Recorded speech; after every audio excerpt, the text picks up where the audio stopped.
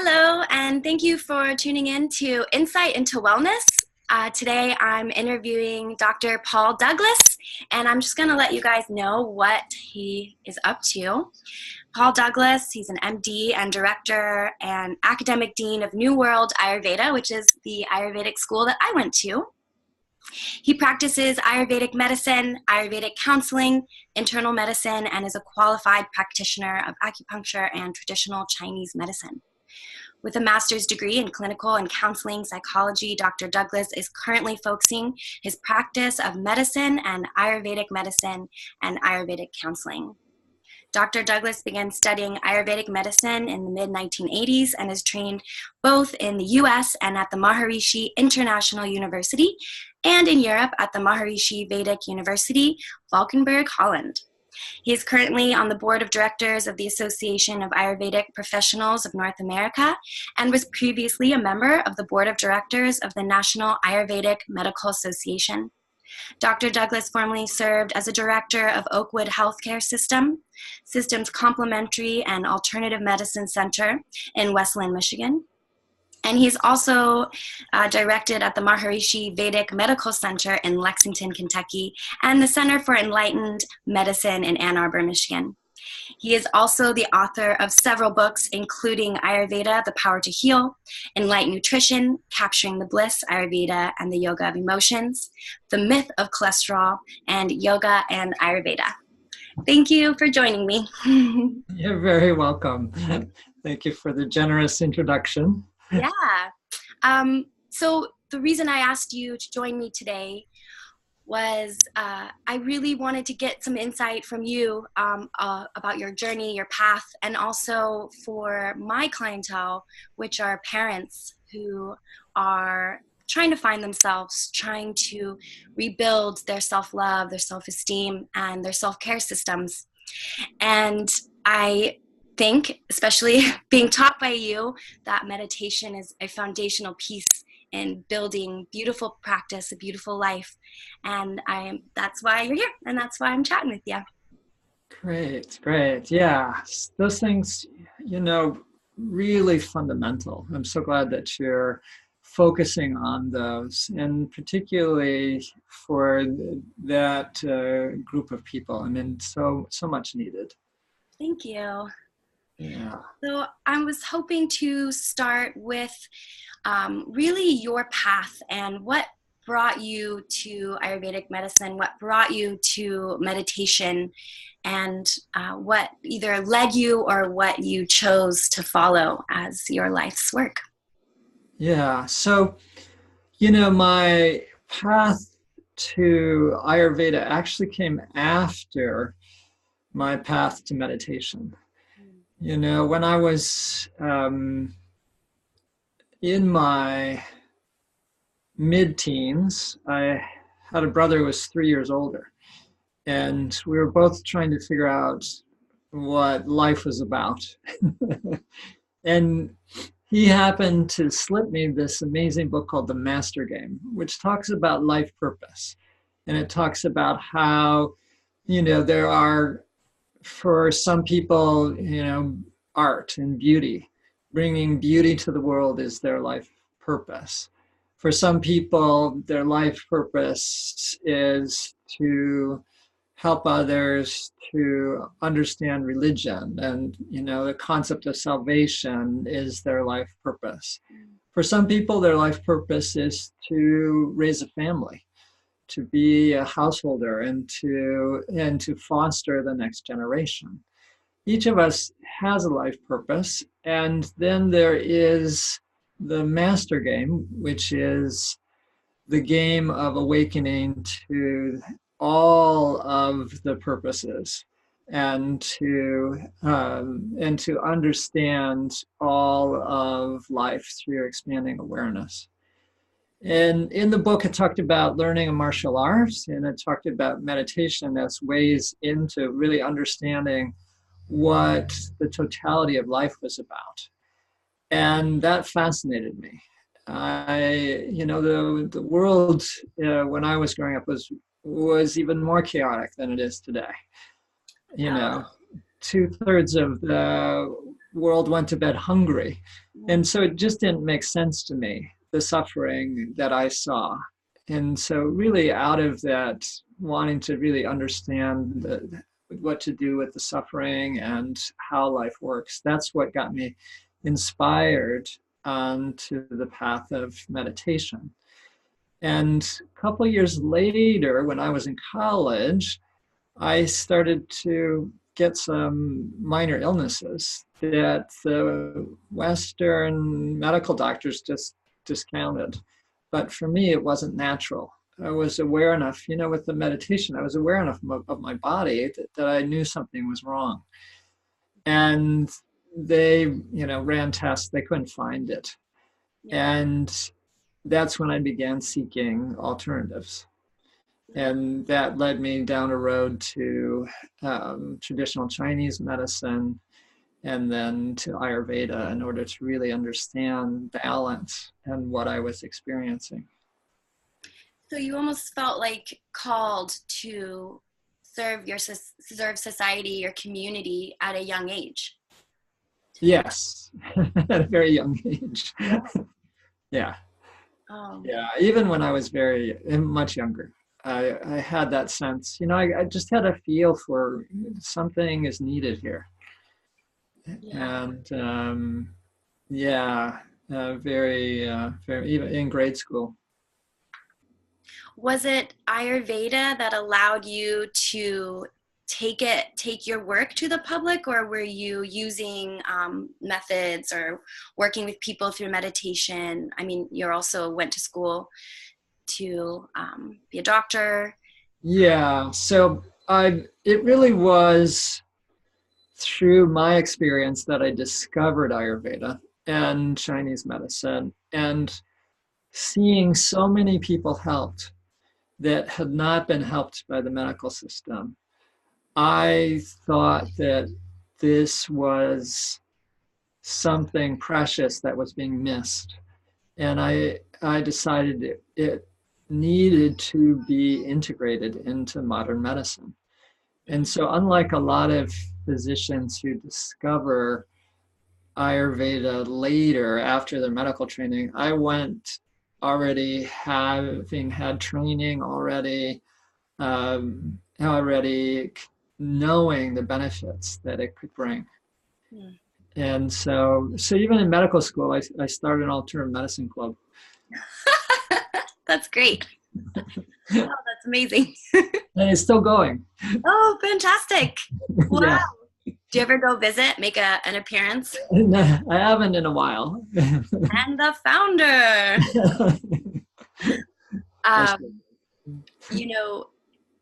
So insight into wellness and why I started these interviews was not only to speak about really important topics, but to also engage with people who are leaders in their community and for you nationally.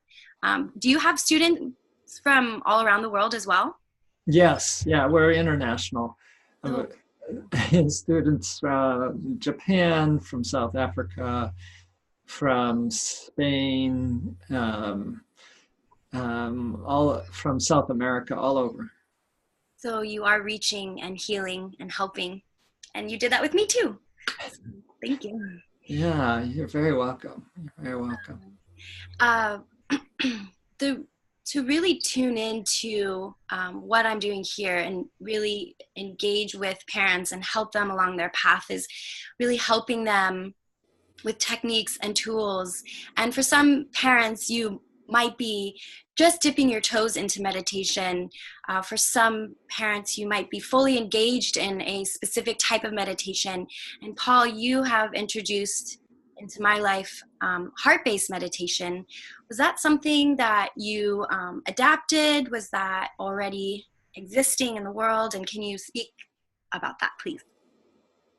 Yeah, so, again, it was really out of the need that I saw, that people needed a different type of meditation. They needed a type of meditation that would be easy.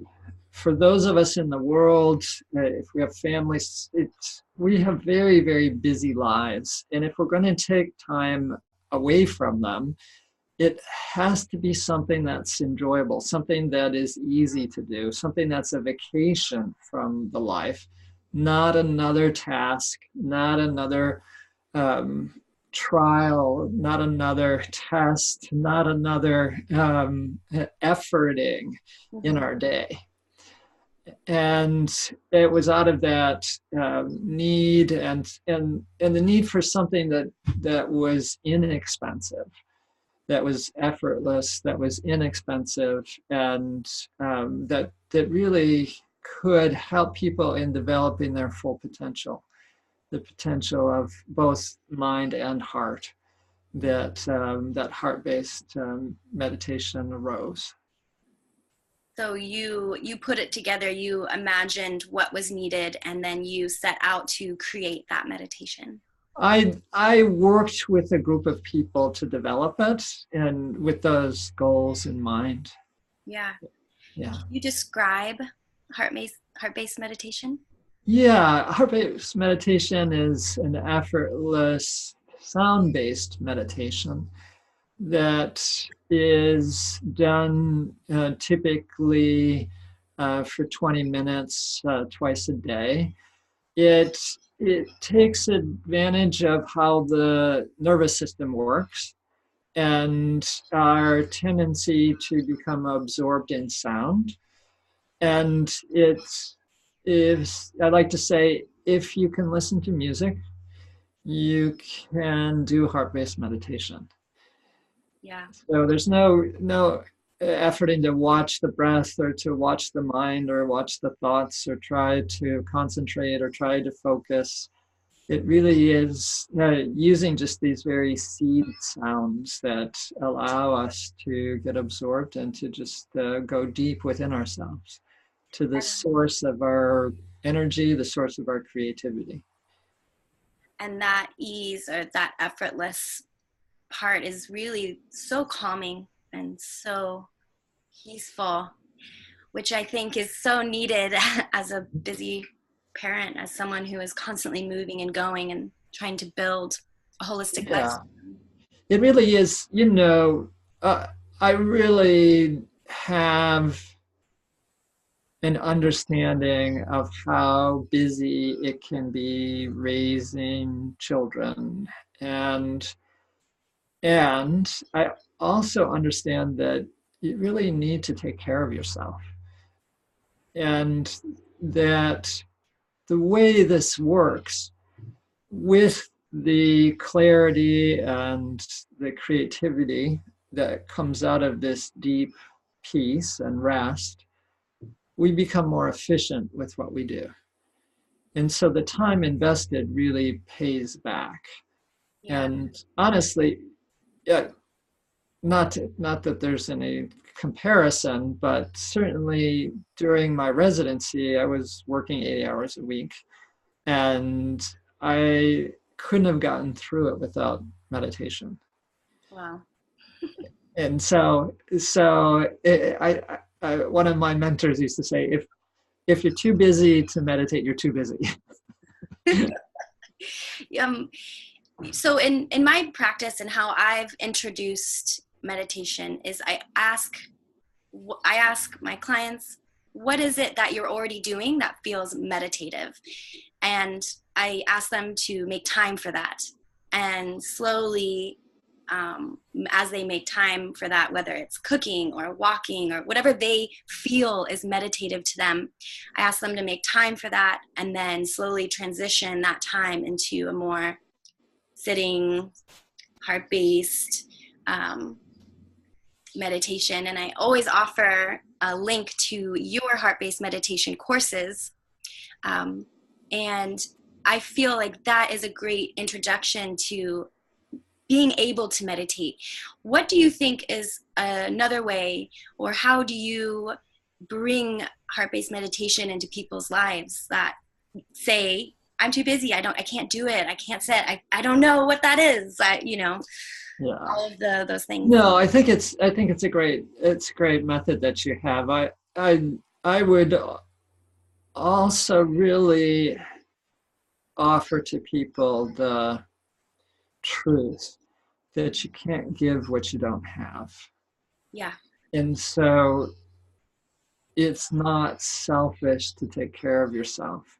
Really, there's so much programming around that I think really needs to be addressed, where we let parents know that it's not selfish, and that it's important that you recharge so that you can give your best to your kids. When you're totally exhausted, totally frazzled, and you're running on fumes, you don't have your best to give.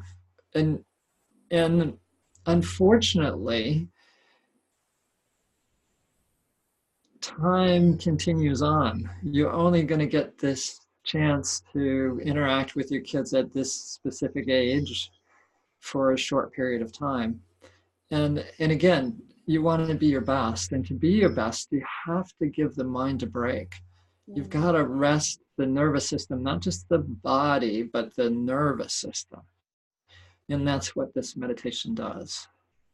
Yeah. So making some of those internal shifts towards self-nurturance and really taking care, knowing that that is going to improve the quality of your life and of the life of your children.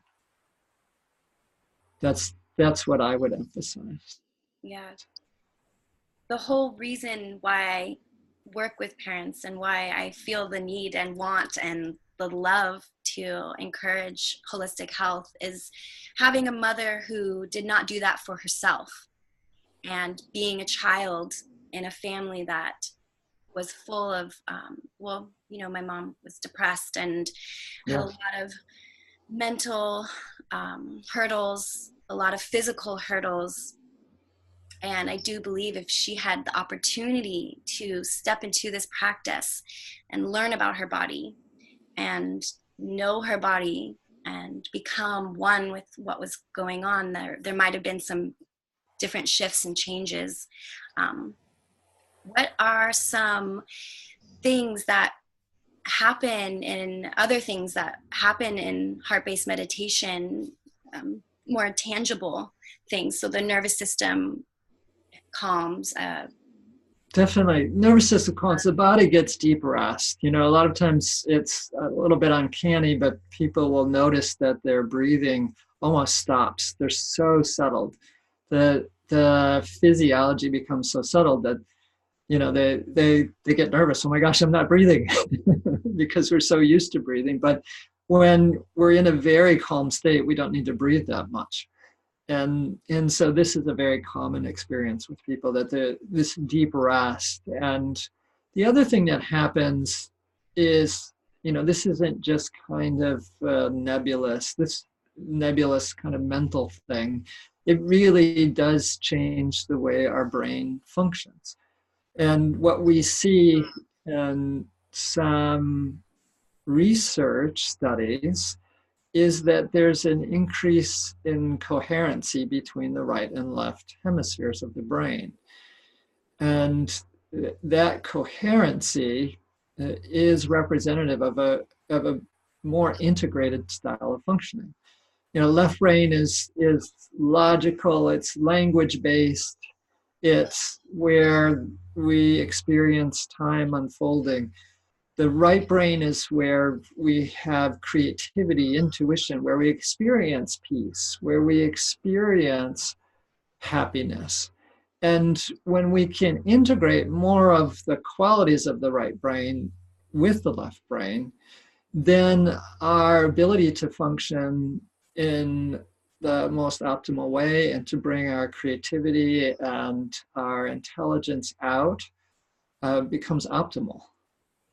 Yeah. So it really is not just oh, I'm going to take a break kind of thing. It really is something that fundamentally transforms our physiology.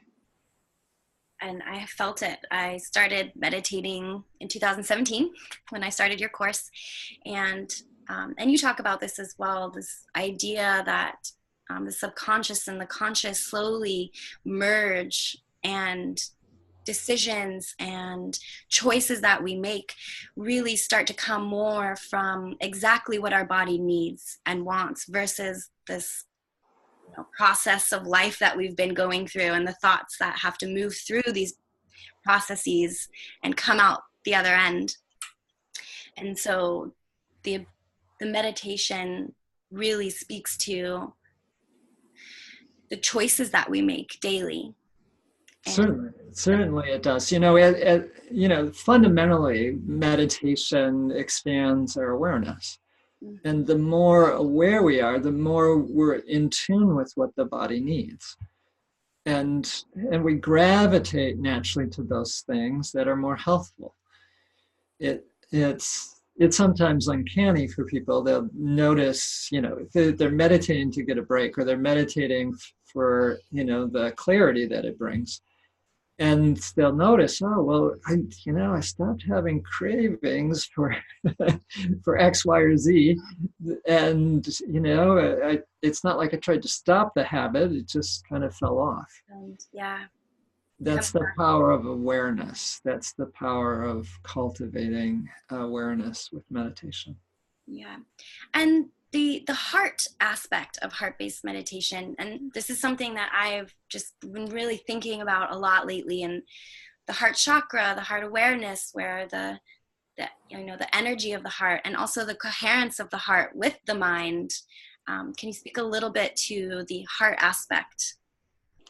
Yes, this is something that is also somewhat unique with this style of meditation. It's the unfolding of all the qualities of the heart.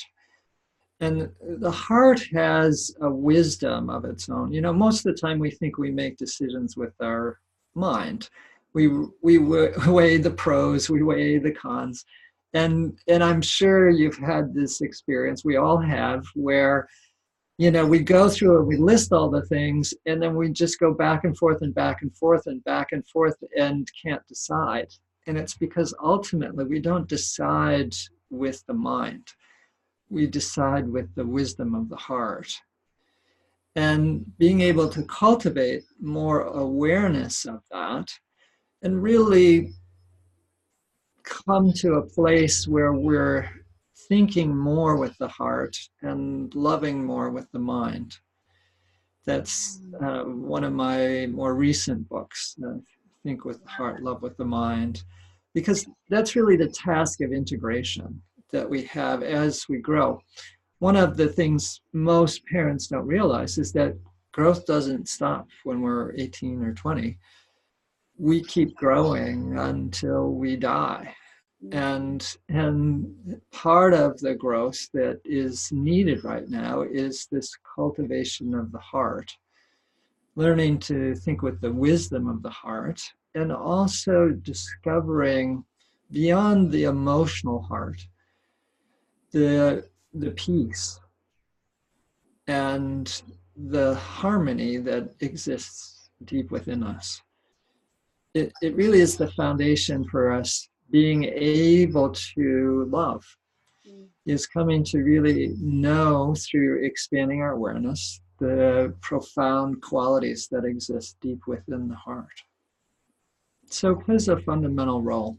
Yeah, and go ahead. And it helps to get out of the mind. Yeah, number one.